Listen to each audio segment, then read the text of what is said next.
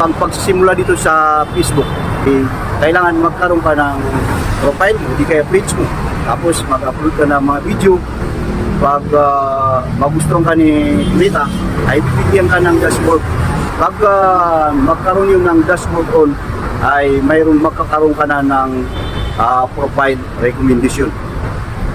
Pag magkaroon ka ng profile recommendation, ay yun na po ang palatandaan na ikaw ay nasama na doon sa mga rules and regulation plataforma dito sa Facebook.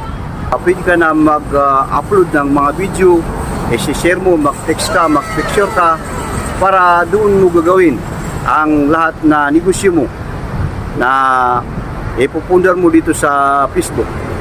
Pag palagi ka nag-upload na hindi labag sa propaganda ni Meta, nasa ngayon sa rules